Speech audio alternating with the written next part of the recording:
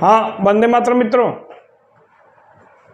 जैसा कि सब जानते हैं कि मार्च तक विधानसभा का गठन हो जाना है, लेकिन ये मैं अपने होश का पहला ऐसा चुनाव देख रहा हूं जिसमें सत्ताधारी दल तो लगातार 5 साल से मेहनत कर रहा है, लेकिन विपक्ष में एकदम सुस्ती या लगभग इतनी कायरता, इतना आलस्य आ गया है कि जैसे लग नहीं रहा है कि कोई चुनाव के या काउंटिंग के समय, चुनाव के समय कोई ऐसा रोचक मुकाबला देखने को मिलेगा।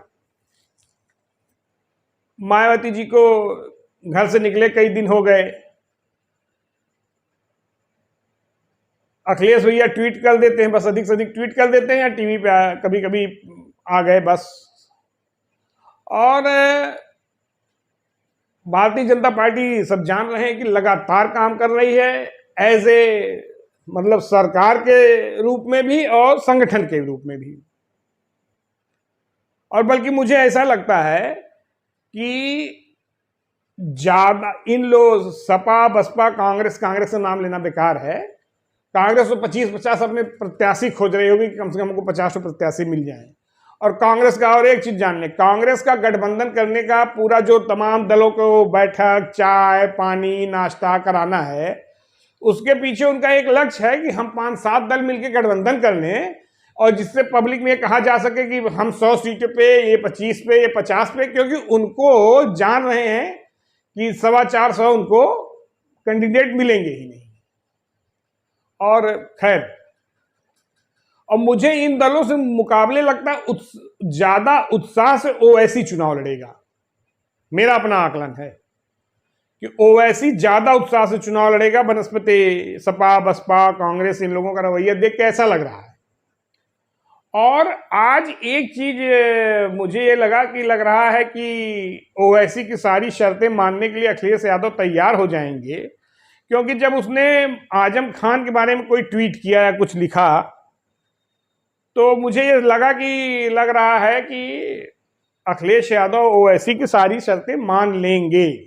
अखिलेश को ओवैसी की शर्तें माननी है, न कि ओवैसी को अखिलेश यादव की शर्तें। यहां बड़ी बार्गेन कंडीशन है। हो सकता है कि 100 से ज्यादा सीटें ओवैसी को दे दें अखिलेश यादव जी, और मायावती जी और तमाम पार्टियां सब लड़ेंगे। थोड़ा आनी मान जैसे बाजा बजेगा, थोड़ा ढोल नाच ताशा होगा, लेकिन मुझे लग नहीं रहा है जमीनी स्तर पे कि कहीं विपक्ष कहीं दिख रहा है। और भारतीय जनता पार्टी का कई तरह का सर्वे होता है, जैसे संघ अपने तमाम उनके अनुसांगिक संगठन भी, सिंधु परिषद, विद्यार्थी परिषद, तमाम जगह जगह काम करते रहते हैं, तो एक फीडबैक भी लेते रहते हैं। कुछ सर्वे वाले से हमारी भी बात हुई। और लेकिन भारतीय जनता पार्टी की लहर पूरे देश में है, इसमें कोई शक नहीं। पश्चिम बंगाल तक 3 से 80 पे आ गया। इसको टीवी पे डिबेट में भले गल दोदने में कोई कुछ कहे, और जबकि लास्ट समय पे ओवैसी, कांग्रेस, वामपंथी सबने अपने अपने प्रत्याशियों से कह दिया कि ममता बनर्जी को वोट दो, तब ये स्थिति रही। खैर, तो मतलब लगभग तीनों लोगों की सहमति, 2-4 जगह हमने भी बात की, सहमति के बाद है। और संभवतः पार्टी का प्रदेश नेतृत्व भी थोड़ा बहुत इस बात पे विचार कर रहा है, संभवतः कि लगभग 40 से 50% टिकट काटने पड़ेंगे। कारण क्या कि जिस तरह अगर कोई लड़का हत्या करता है तो उसके बाप को मुलजिम नहीं बनाया जा सकता, उसके पिता को मुलजिम नहीं बनाया जा सकता, उसी तरह उस लड़के को ही मुलजिम बनाया जाएगा। तो जो कुछ लोकल लोगों ने अपने पाप किए हैं, वो पाप पार्टी के ऊपर न भारी पड़े, उनका एंटी इनकम्बेंसी को पार्टी पे न जाके गिर पड़े। इस नाते मेरा अपना आकलन है, ऊपर जो चर्चा हो रही हो, कि 40 से 50% टिकट काटने पड़ेंगे, क्योंकि दूसरे का पाप पार्टी के सर पे जाएगा।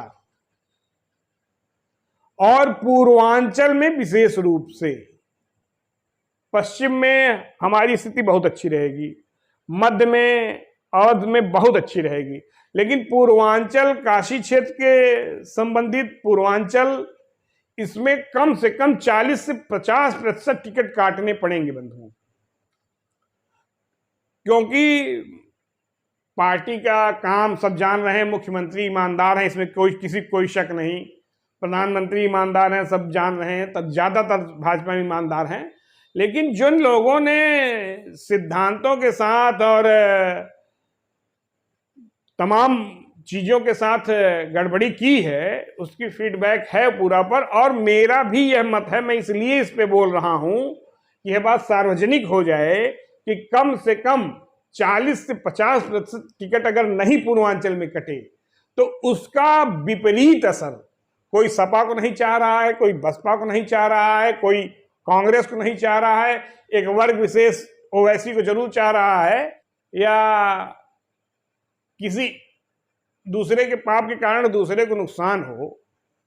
तो इस नाते मेरा अपना कैलकुलेशन है कि कम से कम 40 से 50% टिकट कटने चाहिए, और मुझे दृढ़ विश्वास है कि कटेगा। और अगर ऐसा नहीं हुआ तो इसका पार्टी को खामियाजा बिना कोई अपराध किए सजा देने जैसा हो जाएगा कि लोकल कैंडिडेट, लोकल प्रत्याशी गलती किया है और उसका भुगतान पार्टी करना पड़ रहा है। और टिकट के चयन में भी जहां हमारे लोग नहीं जीते हैं, वहां भी बहुत ही सावधानी से टिकट देना होगा। ऑफ द रिकॉर्ड बात कुछ होती है, ऑन द रिकॉर्ड बात कुछ होती है, राजनीति में थोड़ा चलता है। और एक निवेदन था कि कार्यकर्ताओं को ही, ये निवेदन है कि कार्यकर्ताओं को ही ज्यादा से ज्यादा लड़ाया जाए, जिनकी कलई खुल गई है उनको किनारे किया जाए, नए लोगों को लाया जाए, देखा जाए, उनको भी प्रयास किया जाए। और पूर्वांचल की स्थिति, ये संगठन ने भी सर्वे किया है और सर्वे हो रहे हैं, लोग जा रहे हैं, एक दूसरे से बातचीत पता कर रहे हैं, पता नहीं चल रहा है कि कौन लोग हैं, ये क्या कर रहे हैं। तो पूर्वांचल में मेरा अपना अंदाजा है कि 40 से 50% टिकट कटने चाहिए, नहीं तो इसका दुष्परिणाम पार्टी को झेलना पड़ेगा। धन्यवाद।